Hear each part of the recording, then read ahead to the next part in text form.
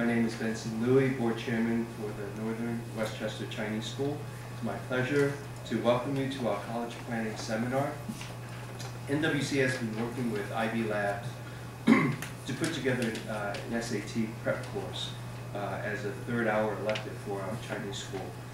Alice offered to conduct a college planning seminar for our parents, and we thought it would be a good idea to make it available to the entire community.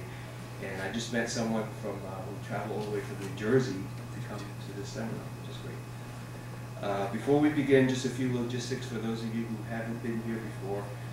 We have exits in the back. I feel like a flight attendant. Restrooms in the back, and we also have fire exits on the front, just in case. And just to let you know, we will have a 10-minute break around 10 o'clock or so, because that's when our classes have a break for the kids. I'd like to introduce Ms. Alice Sun. Alice is the founder and director of IB Labs, an education consulting firm specializing in high school and college counseling services. IB Labs focuses on innovative test preparation strategies and effective admissions counseling to help students enter top American high schools and colleges. Alice is a tenured teacher, counselor, entrepreneur, and social leader with expertise in bicultural and bilingual education design. Alice has significant experience in both English and Mandarin language instruction, preparation for SSAT, SAT, and TOEFL exams, and admissions counseling for independent high schools and universities. Her students have obtained an average score of 2,000 on their SSAT and SAT, no pressure, and have won various state and national competitions. In addition to her academic endeavors, Alice has a truly global community service vision. Over the last decade, she has taught at public and private schools in the greater New Haven area, donated curriculum design, and volunteered to serve students in need of special education. She has assisted international organizations, some affiliated with Yale University, in fostering education, improving cultural understanding, and empowering underprivileged youth. Alice and her team have an excellent track record, 100% acceptance to the top 100 colleges and universities in the U.S., 30% attending Ivy League schools. Alice received her Bachelor of Science in Business Administration from Oxford Brookes University in the United Kingdom. Please join me in welcoming Alice. Thank you, Ben.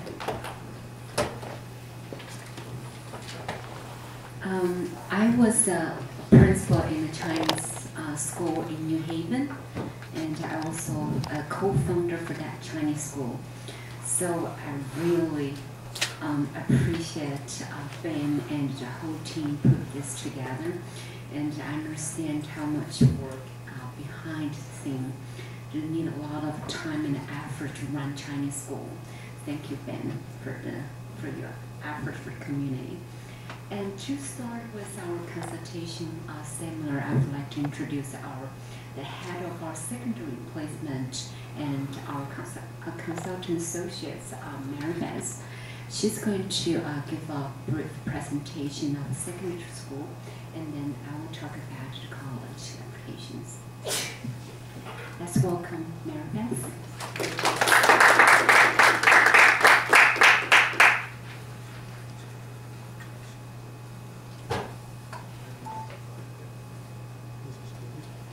Morning, everybody. I actually am going to talk about college admissions today, but I do quite a bit of secondary school admission as well. So if you do have some questions about that afterwards, I'd be happy to answer it. Just to define secondary school admissions, we're talking about private high school and boarding school admission.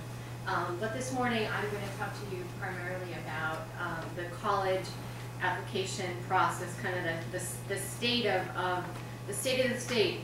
college admissions, and what it's looking like from a numerical point of view currently and for your kids in the future. So essentially, there are some key trends that are happening right now, and I'm going to talk about each of these factors. So I'm going to talk about the economy and how it's affecting college admissions, changes in demographics, changes in the behavior of your kids and how they're selecting their schools. Also going to talk about how the increase in applications, particularly early applications, affects the process, and the decrease in the acceptance rate, and actually the decrease in the yield, and what factors admissions officers look at. Going to look at the typical college counseling office that might exist in the schools that your children are attending right now, and then hopefully relay this to how it affects your individual students, your kids, your future college students. So it's no news that the economy in the U.S. is struggling right now, and what that is saying to some of our parents is that they are placing a great deal of security on their kids attending and achieving a really solid college experience, higher education, as a security. They feel that if their kids are well educated, then they will in fact do well in the economy regardless of what's happening currently. Because of the difficulties economically, when students are interviewed, they are really saying that the cost of where they are looking at schools is really a determining factor in how they're making their choices. So I kind of did just a general survey of what tuition rates are looking like. And this is tuition only, so this does not include room and board. So if you're looking at a public four-year college for out-of-state tuition, it's about $12,000. A in-state tuition is a little over $8,000. A private, nonprofit four-year college, again, tuition only, is close to $28,000. And a public two-year college is close to $3,000. Now add on room and board, and that private, nonprofit four-year college comes up into the area of the high 50s, sometimes low 60s for some of the schools that probably your children are interested in. So a big ticket number. The current economic situation has also influenced the colleges. Is that there's a great demand for a limited amount of financial aid, and this financial aid piece also comes back or ties back into the increased applications, because those kids that are needing to apply for financial aid are going to need to apply for more schools, because they're going to be applying for financial aid. They're going to need to weigh the offers that are given to them. Because of lack of funds, students are also making their decisions to look at alternative paths where, in the past they might have automatically gone to a four-year college. They might be interested in looking at dual admissions programs, which are some community colleges have a dual admissions program where there's a guaranteed admission to go to the four-year university, which is more expensive, after completing certain requirements of the two-year program. Lots of kids are also looking at going to a less expensive two-year college and then transferring to a four-year college. So people are being more creative in how they're looking to spend their college dollars. This economic downturn, though, also has a positive side for those fortunate kids that are full pay. And by full pay, I mean that they are not going to be applying for financial aid. Also creates a opportunity for international students who may be able to, pay full tuition as well and out of state. Big changes in the demographics for your kids depending on their age.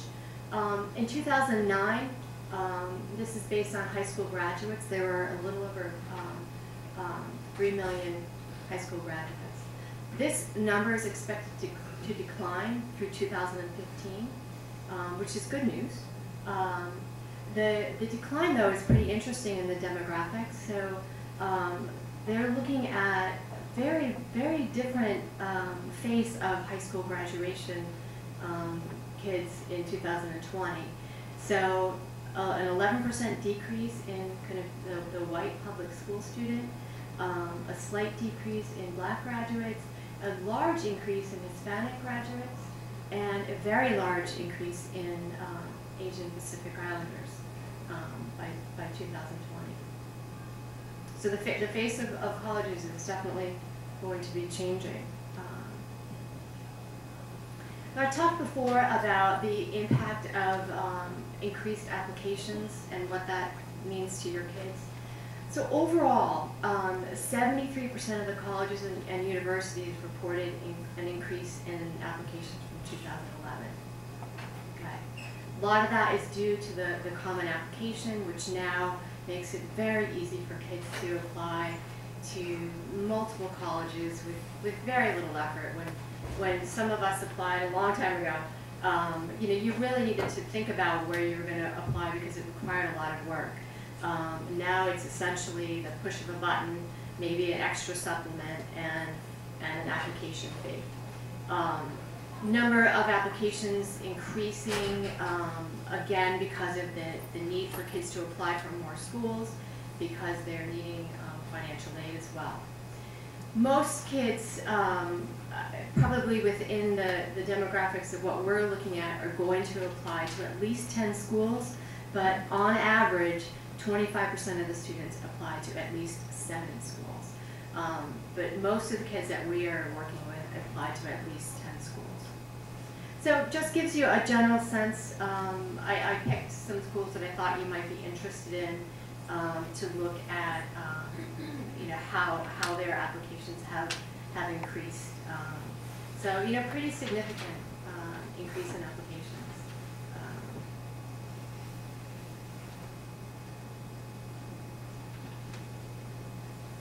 Again, tying back to the increase in applications, the early application process has very much affected the way kids are applying. So essentially, kids can apply early decision, which is a binding contract. Kids choose a school that they love, they apply early, they find out early, and they're committed to go to that school. Other schools have an early acceptance, which is a priority in that they apply early and they learn early that they are accepted or not. They can apply to as many early action schools as they choose, and they are not committed to go to that school. There's also a new status called Early Action Single School, which is kind of a hybrid between the two.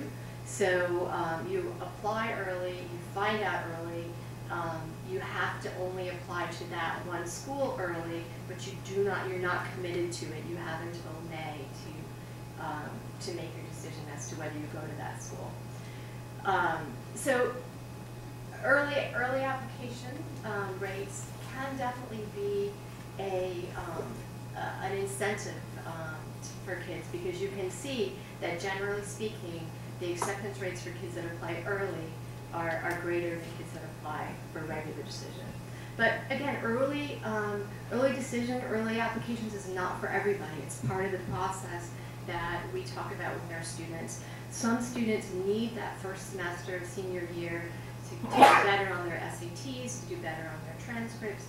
For a variety of reasons, it's not for everybody, but for those kids that it does apply, it does give them an advantage in the process.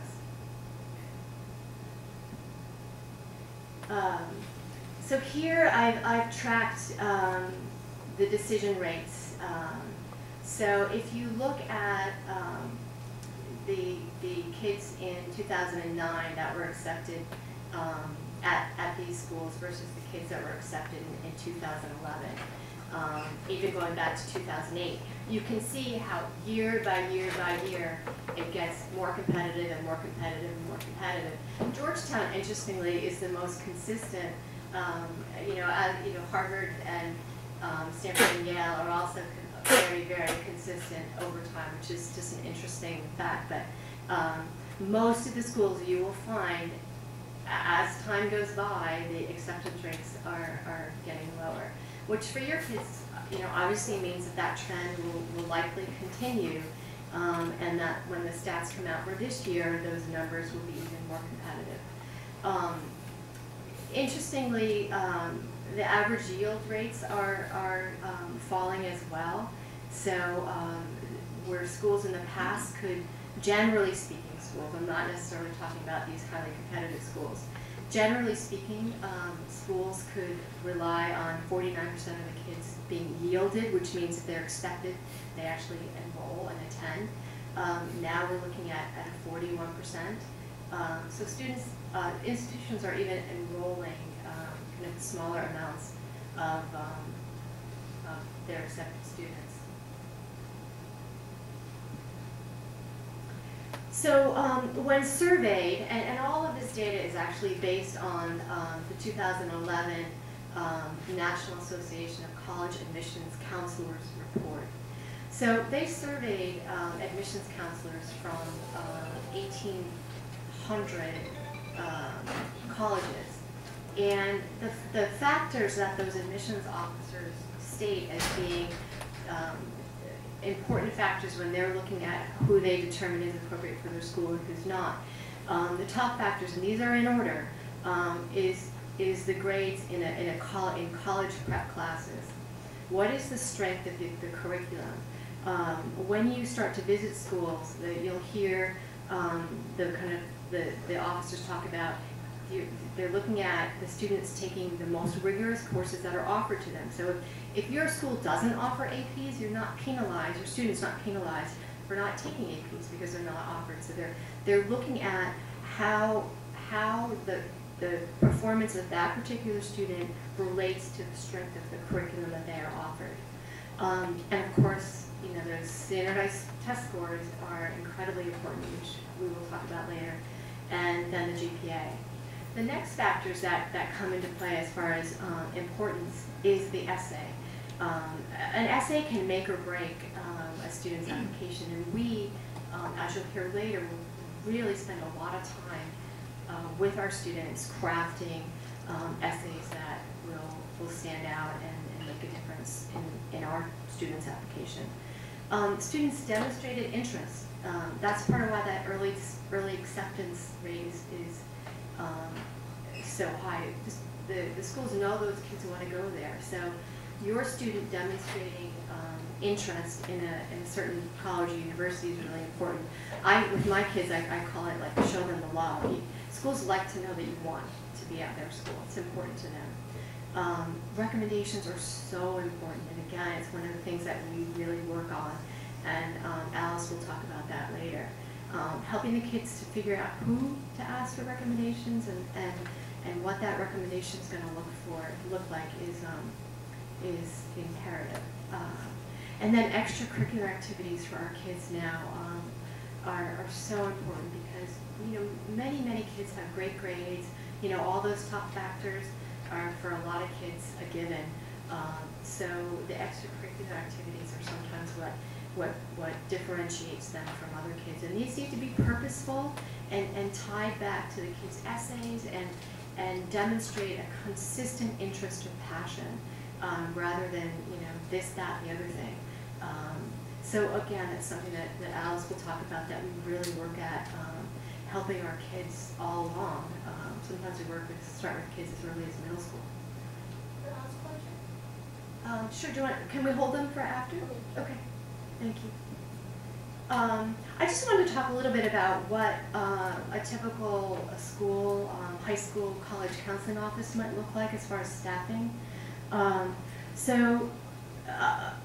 Again, surveyed from this National Association of College Counselors, public schools report that about 26% of them have one high school counselor, guidance counselor, who helps kids with their college applications. In private school, about 73% of those schools report that they have at least one counselor. In a public school, that ratio turns out to be 272 to 1. 1 is your student. And the time that these individuals are able to actually dedicate to college counseling, again, in public school, it's about 23% of their time, and private school, it's about 55% of their time. So, what that says to me is that, there's definitely a need for someone else to also be advocating for your child and helping with this process, and it is a process. So what does this mean to your child, to your student? That the competition will continue to increase, that they need to be academically prepared, they need to prep for their SATs, ACTs, they need to have purposeful extracurricular activities, they need to have a balanced school list, and by balanced we mean some reaches, some targets, some safeties, and they need to be well prepared in their application, which means a good essay and great recommendations. So I'm going to leave you with this, what I thought was a humorous but pretty telling a little cartoon. So here's this poor boy, and he's with his guidance counselor, and basically, he is writing an essay in Spanish about how the chess club has made him a better quarterback.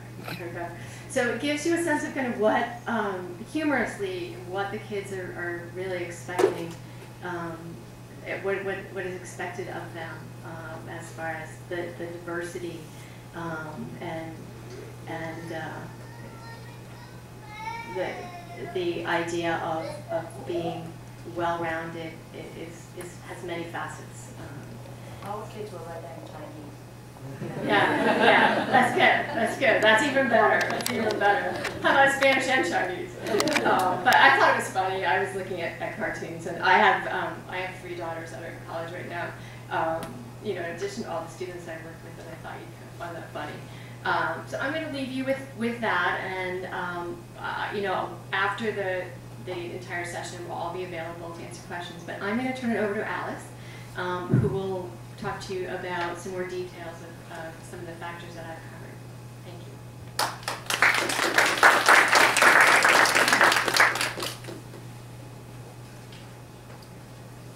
Thank you, Meredith. Thank you.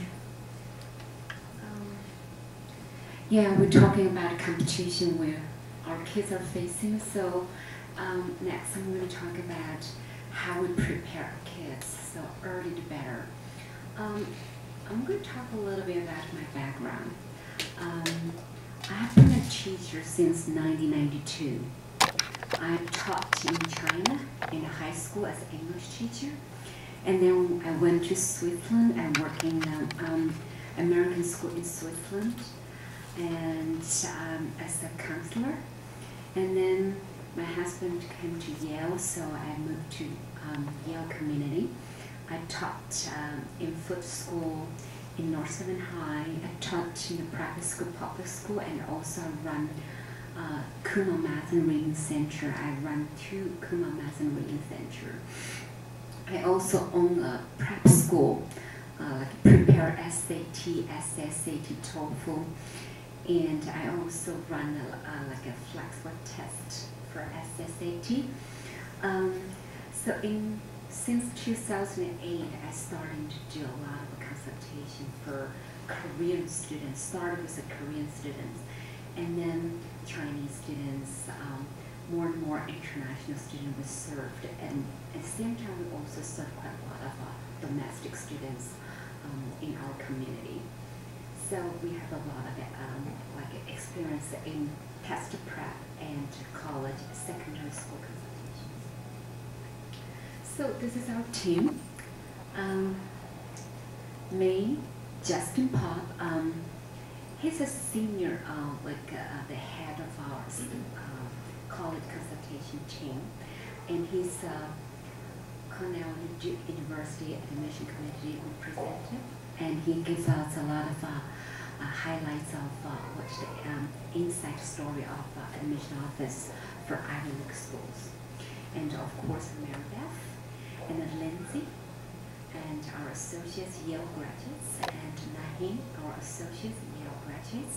Those of them work very closely with our students in terms of consultation and essay editing. And we also have Ming Yuan, who speaks Chinese, so any parents need like bilingual service, she will be the assistant. Not only am I an educator, I'm also junior mom. So my son is preparing for his college. So my son's always telling me that if he can sleep 6 hours, he's happy. If he can sleep 5 hours, he's pleasant. If he only every day sleep 4 hours, it's very normal. Yeah, he get up every morning about 6 o'clock, and he has his first class at 7:30 or 7:45, because he's in a gift program for leadership. Since he's 8th grade, so, and then he has a daily stuff, and after he finishes the daily stuff, every day he has a fencing club. He's the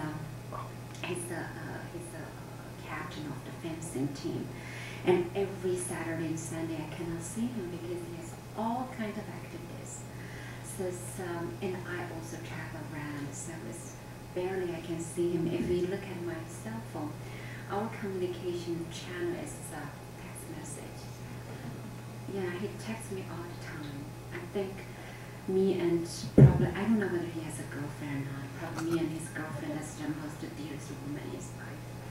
So he's texting all the time. That's why when I saw his our like a phone bill, and there's 1 month he texted more than 1,000 message, more than 1,000 message. I don't know how much time he has. Okay, let's look at the how the university look at the academic achievements. First thing, very, very important things is your GPA. They're starting looking at your GPA at the 10th grade, and the most important your 11th grade and the first semester of your 12th grade. A lot of time, even you get admit for your ED, they still need your handing your senior year's transcript. I do have students, they get accepted into Cornell. I have a boarding school students. They get accepted into early decision, go to Cornell, and you feel like, oh my goodness, now I can take a little break, and then you have a terrible like a GPA in his senior year, so he has to eat the consequence. He cannot get into the ED, and that's realistic. You have to look over your high school whole 4 years, especially your sophomore year and your junior year. For SAT, a lot of the kids starting to prepare SAT until your junior year. I think that's a little bit too late because your junior years, that summer, you have so much things you need to prepare. Later I explain to you in detail how you prepare. I would suggest the students start to prepare SAT at sophomore year, summer.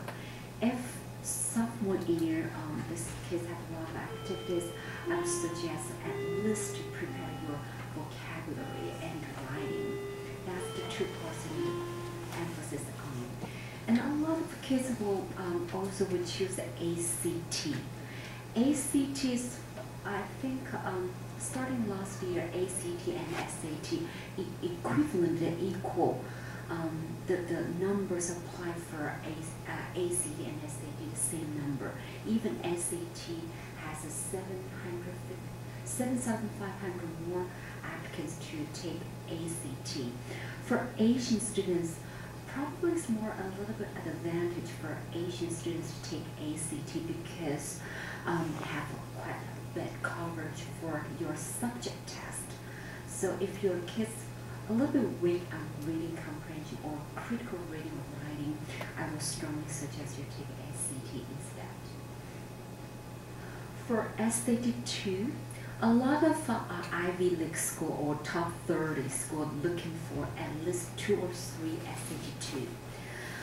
Most of our Asian students like to take math, science.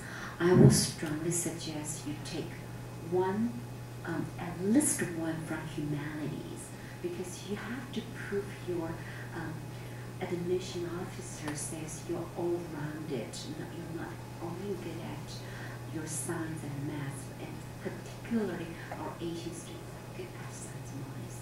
If you want to stand out from that competition pool, so I would strongly suggest your kids take language or take, do not take Chinese because you are Chinese, so take French, Spanish, or Greek, or even any little small languages. So it's better to take some from humanities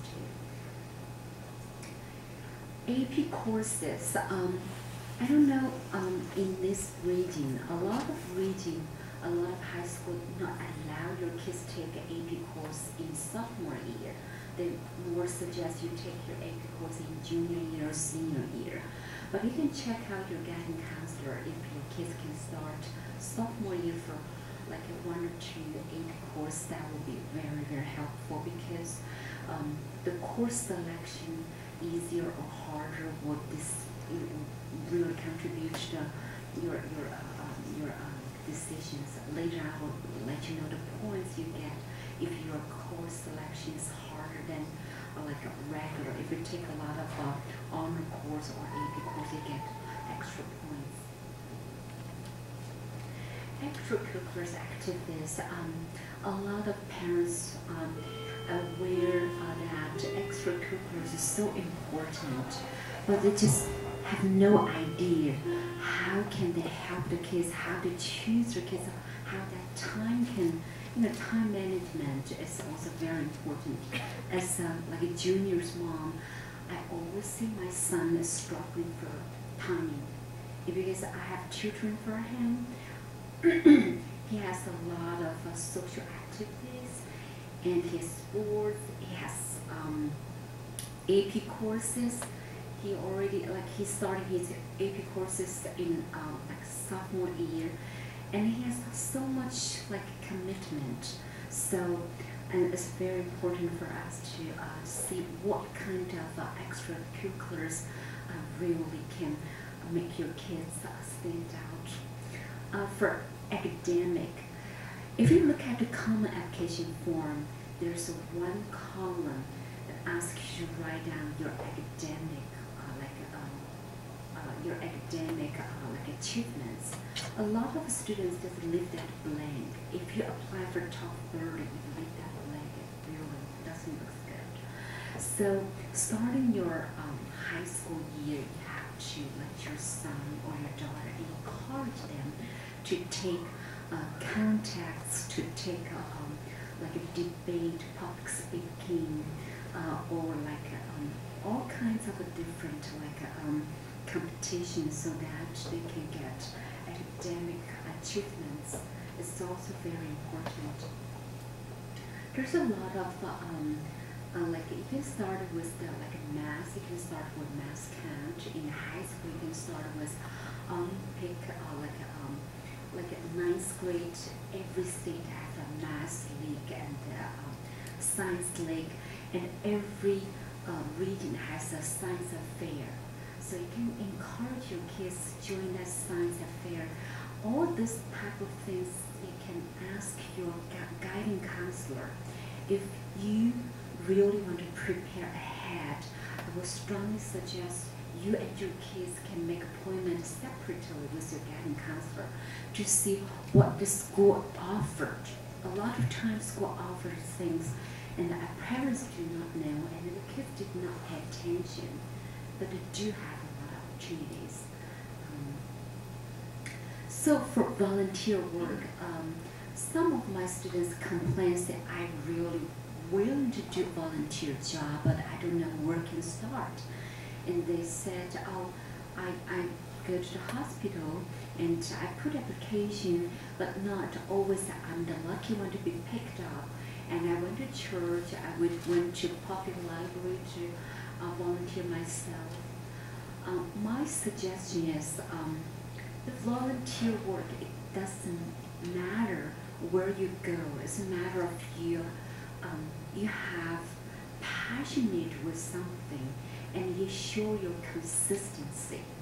Your consistency really, that means a lot. If you, let's say you want to serve, I have students who get accepted to Duke University. She doesn't have, she's a very typical Asian student. She doesn't have that much extra activities. She's very good with the piano. She started her key club in her junior year. Was my suggestion. I look over her portfolio. It looks very plain. I said, got to do something. So she's graduated from North End High. So she started a key club as like a founder.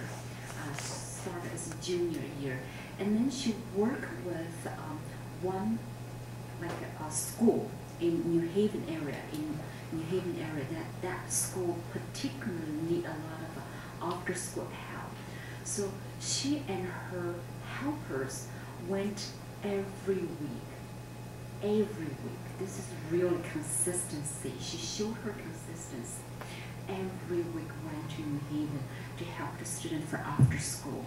And in her PS, her personal statement, she wrote about her experience in how she set up her key club, why she set up key club, how she devoted her time, and when she had her time conflict, how she make her time to make commitment to work on that project. So it's no matter what your kids started with, but you have to consistency is very important, and you also need to do log. This girl, with my suggestion, I ask her every week, write down the log. The log is very important. If you do not write down the particular what happened, for example, in her PS, she wrote about a conflict. She fight. She's a very, she's a sweetheart. She never loses her temper. But there's one day she just had a fight with another kids. And she wrote down all her conversations.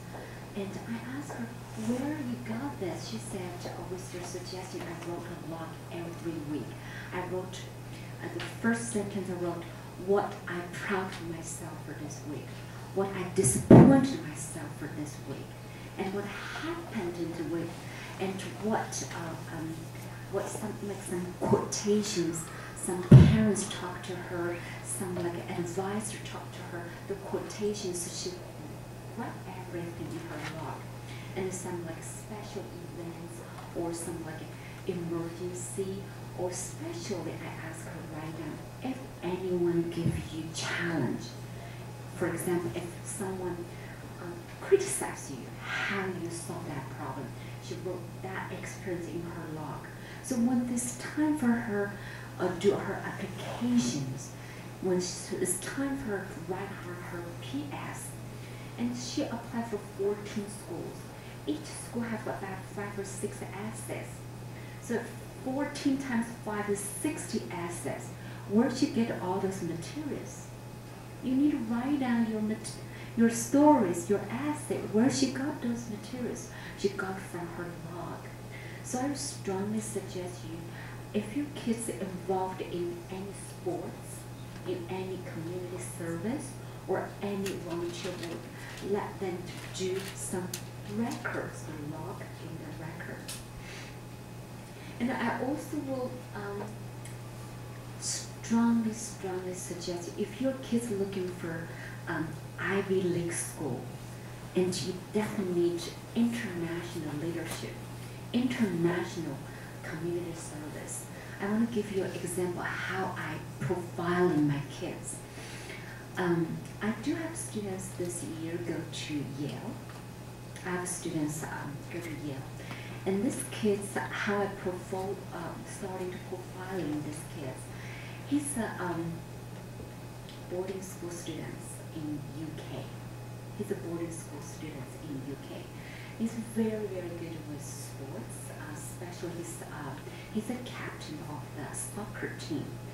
So what I designed for him, I asked him to, in Christmas time, in the winter break, take one or two his team members from UK team, and they went back to China. He originally from China, he's from Shanghai. So he bring 2 members of the team to Shanghai and worked with his. He was in junior. He was in the middle school. He bring that his members back his middle school and teaching the little kids play soccer. And also they went to bring this team to for like fundraising for like charity. So I also asked him to write his blog, what happened when he's in China, and he also got a chance to have like a competition in Spain. So his PS we write. I don't know how many people read have the movie Eat, Pray, and Love, right? So for his PS we do eat, play, and love. That's what we're doing. That's our title for his PS. He write on his experience in Spain, how he played his soccer in Spain, the food, he loved food, and he also, I suggest him to take some courses, how to cook. So in his spare time, he was in a boarding school, so he volunteered himself cooking Chinese food for his classmates. He offered like cooking courses for his teachers, for his classmates, and he wrote about in Spain how he enjoyed the food, how he desperate with England's fish and chips, and how he helped his classmates to do some like to cooking Chinese food. He also write about all kinds of in terms of the theme of love. He has a lot of activities I designed for him. His daddy has a business in Africa. So when he was in a junior year, we set up a fund for him, for himself. It's called Hope Well. So dig a well for clean water for African peoples. So all his like a charity for his soccer team, that money goes to his Hope Well in Africa. So he also in his PS he read about the love, read about how he loved the people, how he wanted to make his commitment to the community. He helped different peoples. So that makes him stand out. He has the international leadership in Africa, in England, in China, in Europe. So not everybody has that opportunity, but that gives us a hint how we can help our kids. If your kids can go to China, for example, later on, we have like summer program, we have community service program in China to help underprivileged students to teach in that area. So that is the international community service. So I would strongly suggest you can create that opportunity for your kids. For school and community service, a lot of our kids are good at newspaper, and suggest your kids if they're good with writing, especially for Asian kids. Most of like admission officer has the impression that our students are good at math and science. If your kids are good at writing, encourage them to join. You only can be in the like you're going to be a magazine editor when you go to your junior year or your senior year. But unless in your freshman or your sophomore year, you can ask your daughter or your son can accept your paper access to your school magazine and then starting to edit in your junior year and probably get, if your kids can be the chief editor, that will get a lot of points. And also for student council, please, encourage your kids to compete with the others. I know there's a lot of, debating involved to earn a place in the student council, but that is a good opportunity for your kids to run like a student council. That is definitely a great opportunity for their leadership. Music and sports. Most of my kids, they are good at tennis, soccer, basketball, for piano or violin. So if it's possible, you can think about how you can differentiate from the others. If your kids, a lot of kids have 8 years or 10 years for piano, you can start thinking about composing. If you can have added up 1 or 2 years, let your kids learn composing, or let your kids serve in your church. Not only learn piano, let your kids back to your church to serve, to play piano in your church. That is a great opportunity for them to apply what you learned into real life, and also can have extra points, extra value. The reason you ask consultation, the reason you ask our help, is we can add up value. That's the value you ask us. At the same time, you can add up value by yourself if you know how to do it. So for sports, you may want to add up some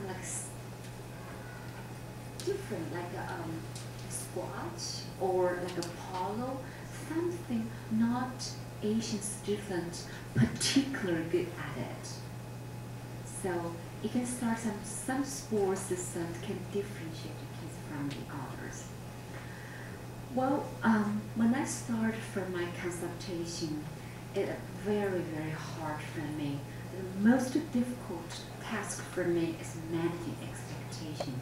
Even my own family, myself, I always help my son can go to Ivy League school. Even in our dinner on the table, I talked to my son. I said, if you want to go to Brown, I talked to him and said, if you can go to Brown, I will give you a good car in your college. So when I started to say that, I feel a little bit guilty. This is not a good incentive, but you can tell Asian parents have that mentality. Everybody wants to go to Ivy League school. Everybody wants, it's hard for us to manage that expectation. But that's just a dream. It's an Ivy dream. It's just understandable, and our kids is good. So there's nothing wrong to have the dream. But if you want to go to Ivy League school, it's really need to start early. Early the better. Even if you start your dream 5th and 6th grade. When your kids in the 5th and 6th grade, you don't need to do anything. Just, buy some books. Let your kids read the books. Let them say, oh my goodness, Yale is so beautiful. Wow, one of my parents told me they bought a book. That's the book talked about everything about Yale, starting the history about Yale and all the good things about Yale.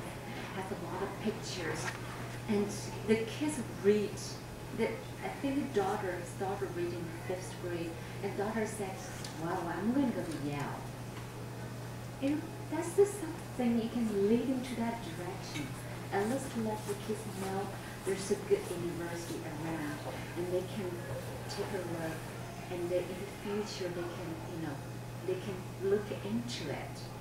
So in the sixth or seventh grade, you can ask your kids go to the website or go to College Board website. Let them understand what the requirements for the kids to get into that particular university or top tier universities. And also, that's the time. And you probably ask me, say, Alice, is it too early for my kids looking into the website? But it's not so early, because in the 7th, 8th grade, your kids are looking for summer school. Your kids are looking for summer school. A lot of Ivy League schools offer great summer school. And that's the time you ask your kids to look into the website. Look into the website first to look for the summer school. And when they go to the summer school, and the summer school have all kinds of, they have sports, they have academic, there's all kinds of information. When they get into the summer school, one time they go to a summer school, they're starting to interested in the universities. And then they will look into the website to look at requirements. A lot of kids, when they're back from the university, since you see the, I think a lot of parents are familiar with the Johns Hopkins talents, gift students, right? And a lot of kids went to Johns Hopkins. When they come back, that's just a great experience. They totally, that shaped their life. And one of my students come back, they have conversation with me. I asked them what you learned. And they said they did not learn that much. They joined in the a robot program. They said they did not learn that much in robot, but they learned a lot at the night. They have a lot of social activities. Every night they have different speakers. They have different games. They learn a lot of social skill. Social skill, make friends, and how to deal with difficulties when they go to high school, or even for parenthood, how they're dealing with their parents.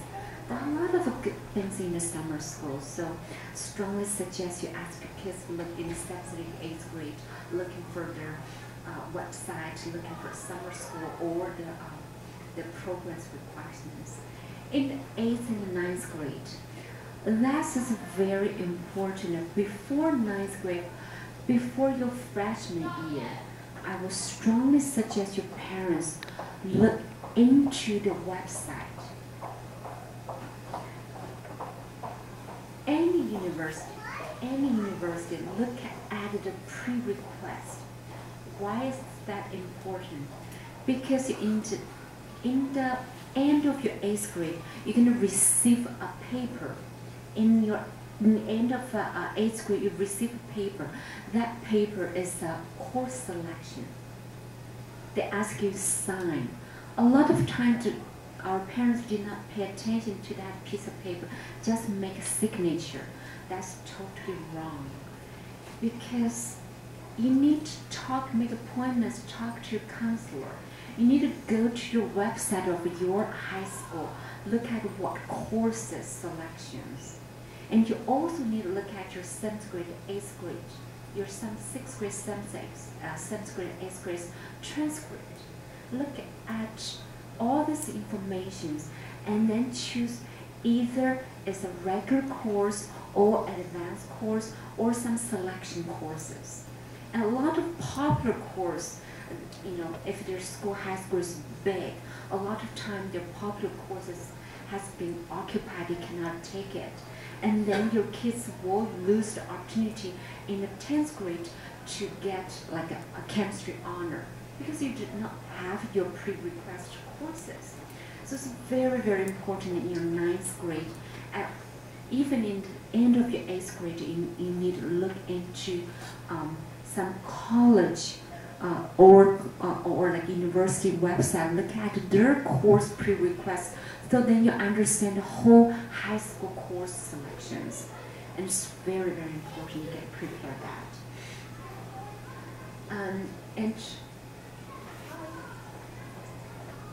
In the 10th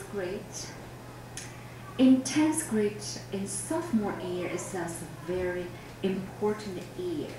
That's the year your kids basically settle down, and that's the time your kids need to be motivated a little bit, because that's the time you can feel like either I'm good or I'm not good. If they're good, then your kids are probably looking for extra. And then as a parents, you need to support them.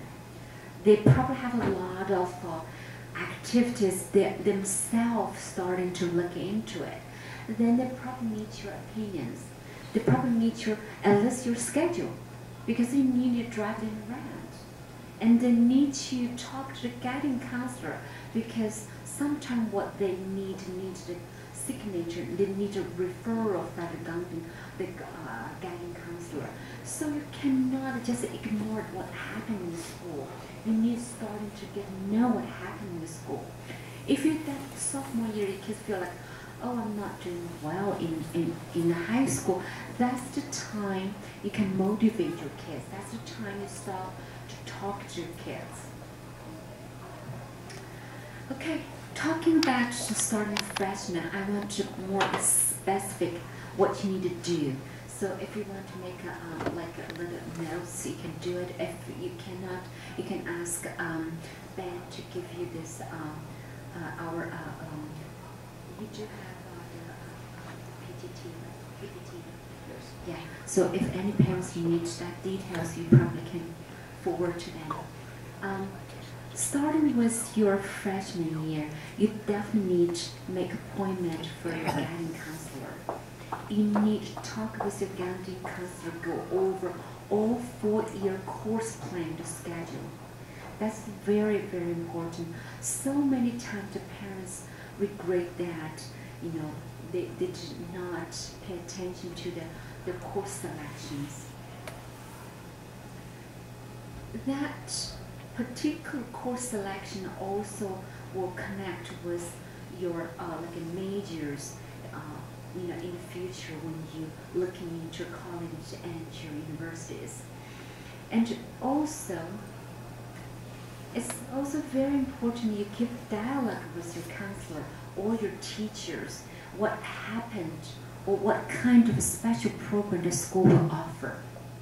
Please ask a guiding counselor what special program. As a guiding counselor, they definitely know, because from last year or 2 years ago, they have already had experience of what kind of special program. For example, very easy.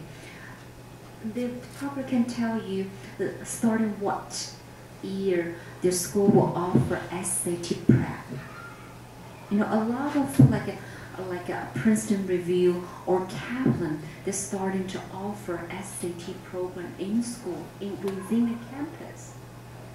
So there's all kinds of special programs, and also a lot of universities that visit their school. So you can ask them when the university come to this region, or when the university come to the school. So there's a lot of things you can ask your guiding counselors. And you also can talk to your guiding counselor the personal goal, academic goal, to see whether it's realistic or not. So the guiding counselor has all the records of your son, your daughters in the middle school. And they have experience. If they look at through your transcript in the middle school, they can immediately tell you that, oh, I don't think you should take this course. I don't think your academic goal is reasonable. They will adjust your expectation. That has been done in your freshman year. And revise all this personal goal or your academic goal every year, which means every year you need to make appointments with your guiding counselor to overview whether you reach your goal, why. If it doesn't reach your goal, what's the reason? And also get to know your teachers. You probably will not get to know your teacher until the end of your freshman year. But at the beginning, at least you can talk to your guiding counselor and get the email, shoot the email to your teacher, introduce yourself, let them know you are the one very much support your son or your daughter. You want them to keep the dialogue with you. Because in that public high school is very big, pool. If you not reach out to your teacher, they will never reach out to you. So you have to get all the email from the counselor and try to reach out. At that's the time you're starting to register. It's not too early. Register to universities. Ask them send you newsletters. Ask them to put you in the list. If you are in the list, they will constantly send you the information, the summer program, a special program like MIT. They just have online courses for all high school. They just in last month they have a brand new. That kind of information you will not know, but if you register in the university, they will constantly to let you know what happened in the universities. That will be very good for you. Okay, and read the newspaper, bulletin boards, and that flyer from your kids' school. Don't just throw things away, because that probably have the information for national leadership conference or like anything from like AP scholars.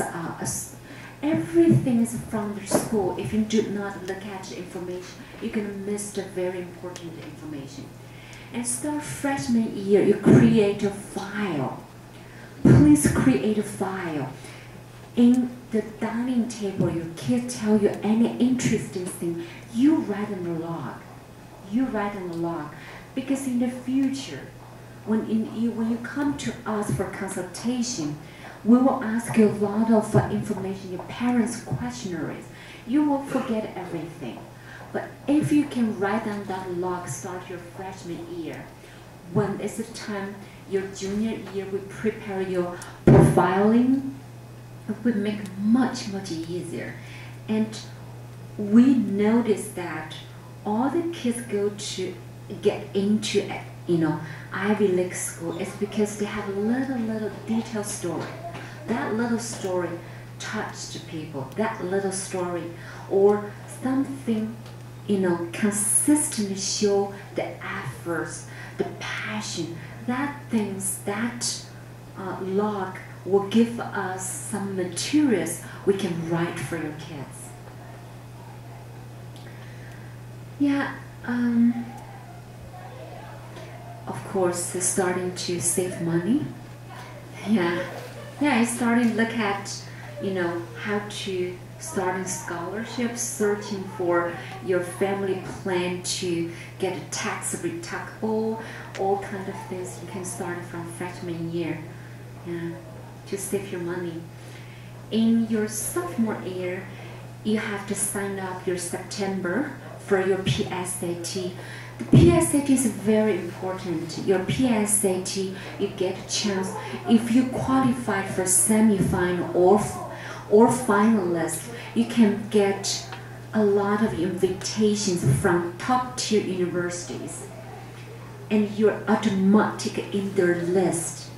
And also, for example, if you get a semifinal list, you can qualify to apply for MIT, have a summer program special for those semifinal list students. Half of that students will get admitted by MIT, get like admission from MIT. And Harvard, Brown, they all have this program special to invite for your kids get semifinal or in the finalist. So that's very special program. That's how they screen their kids for the top kids for their universities. So PSAT also you can earn your scholarship.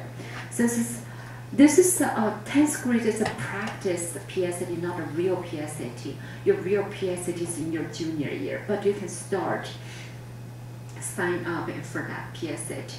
10th grade, that's your focus on your GPA. That's the first year they look into your GPA. And you have to narrow down your activities. You cannot have that much activities now. You have to narrow down your activities.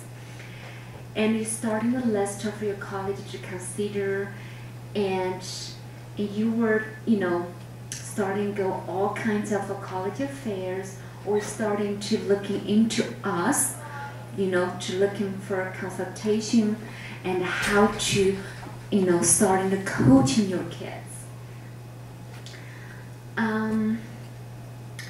Plan for the summer. Your son, your daughter only have 2 summer. Your freshman summer, that is not important, but your sophomore year and junior year summers, so important. You can do SAT prep, you can do community service, you can do international leadership, you can do a lot of things in these 2 summers. So you need to plan your summers. And you need to update your log. The log, I talked so many times, log. You update your log, you update your conversation with your teacher, with your counselors, and review and revise your goal with your son, with your daughter, with counselors. And 11th grade, the junior year. Junior year's GPA is most important. So you have to concentrate on your junior years.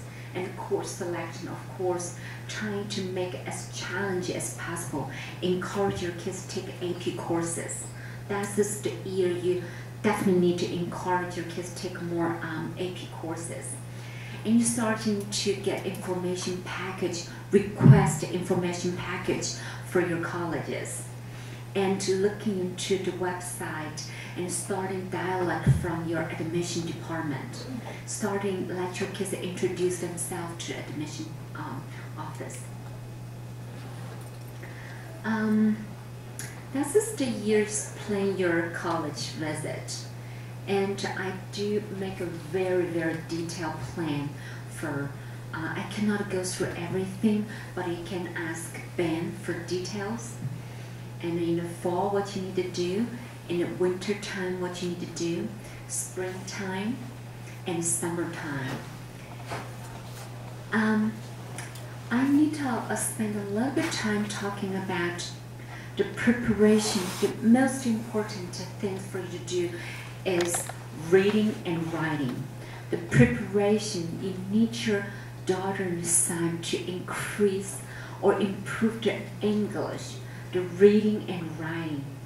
Because in the end of your junior year, we're starting to do college application. You will see how many essays you have to write. A lot of the essays is just, how did you get caught? University of Chicago have asked that question. How can you answer it if you doesn't have a creative thinking, creative writing skill? How can you answer this type of questions? So your preparation is also, that's something I need to talk about, recommendation letters. Recommendation letters. And our company is very specialized how to help the kids to do your essay writing, how to prepare your recommendation letter. We have our own strategies. It's also through the log. Starting your junior year, we'll sit down to talk to your kids, let their kids to starting to write a log. First thing, they need to let us know who they like to choose to be the recommendation letter. We will recommend you to take one from science or math, one from humanity, one from the coach or guiding counselor. As soon as the kids decide who they're asking for, and then we're coaching your kids how to prepare to write an invitation letter. In that invitation letter, we will write everything. We will write it in the first paragraph. We're helping your kids write on. It's my great honor to ask you to write a recommendation letter for me. In the second paragraph, we're talking about, let's say for example, for your English teacher. In the second paragraph, we're talking about in your class what I learned, what kind of what books I read, and in that particular book when we're discussing and what my opinions, what your how we discuss the interaction between you and I regarding this book. So in the second paragraph, we're talking about the book.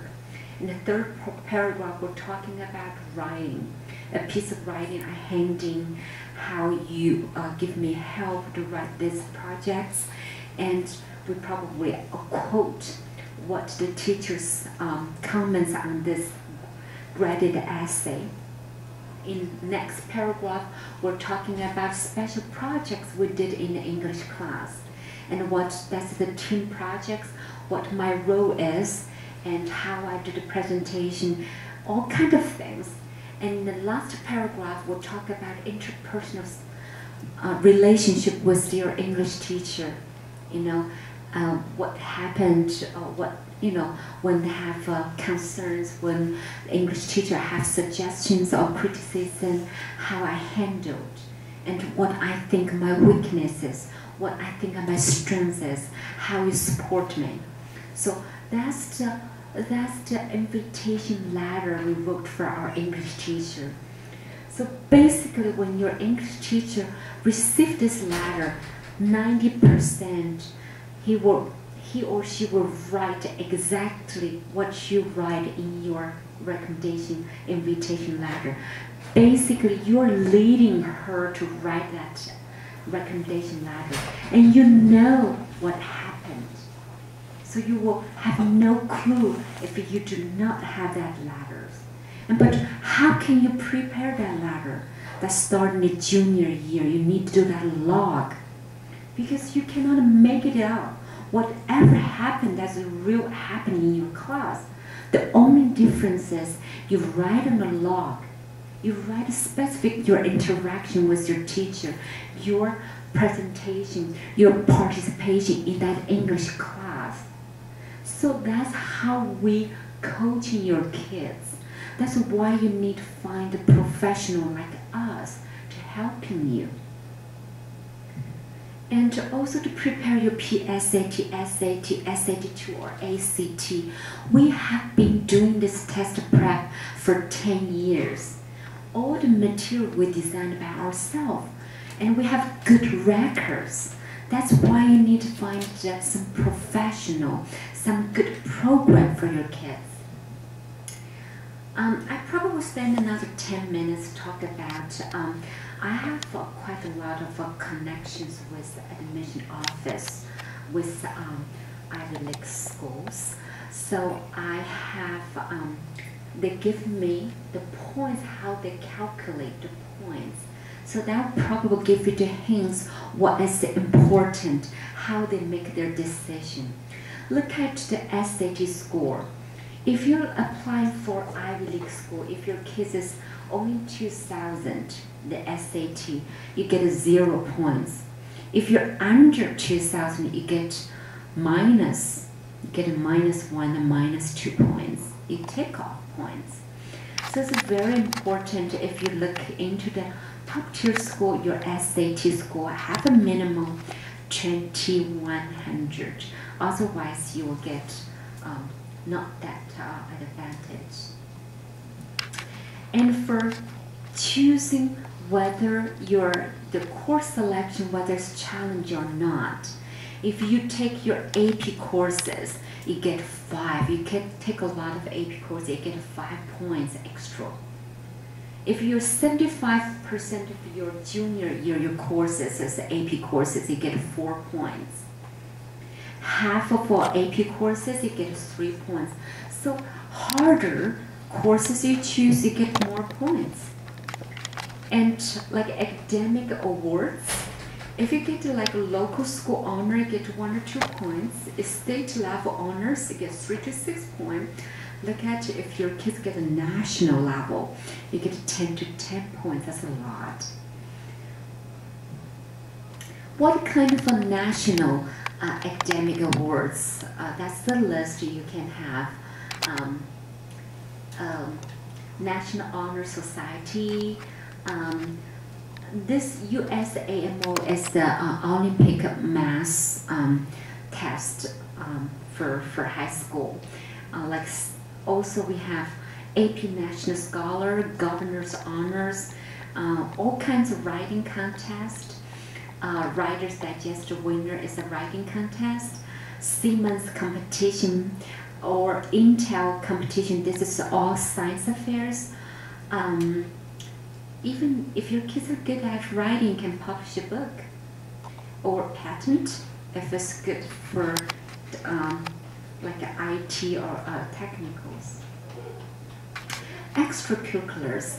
If you do not have extracurriculars, you get 2 points off. If you're doing extracurriculars only for recreation, you get 0 points. But if your kids can go to JV, you get a 2, and varsity, you get 4 points.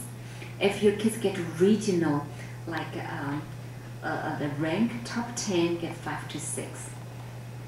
So if your kids get to international competition, definitely that's a lot, a big plus. For community service, if you have nothing to do community service, you get it off. If you're not involved in any clubs in your school, you get a 0. So you have to show leadership. And look at it, they have a lot of things, travel to foreign countries to help, to do some community service. Foreign exchange program will help. Summer science program or summer camp, or to do summer camp counselor. Even yourself run a business or paid employment, they all contribute. Well, we don't have background, we're Asian. We don't have some extra points on that. The letter of recommendation also have, 5 points. Your interview skill. We also offer mock interview services. So interview skills also very important. Well, if everything totally, if you more than 52, your numbers more than 52, you're eligible to apply Harvard, Yale, Princeton. So that's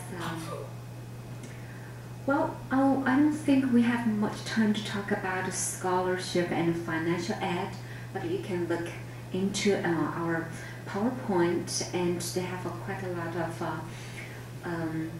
outside resources. You can look into the website. For Ivy Labs education, in our 10 years experience, we offer 10-point system service. So that makes us different from the other consultant firms. You can look into it. If you need any help, please fill in that papers. We have a questionnaire that papers, and we can start in as early as the 8th grade to consultations, and we can coaching your kids, leading your kids to Ivy dreams. Thank you so much. That's just my presentation. Thank you for your time. Thank you.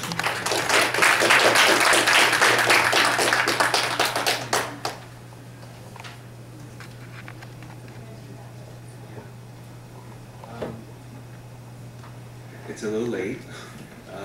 We actually had our classes take the break already. Why don't we just take a quick 5-minute break, bio break, give you a chance to stretch, and then we'll resume in at 10:36. How's that? Thanks.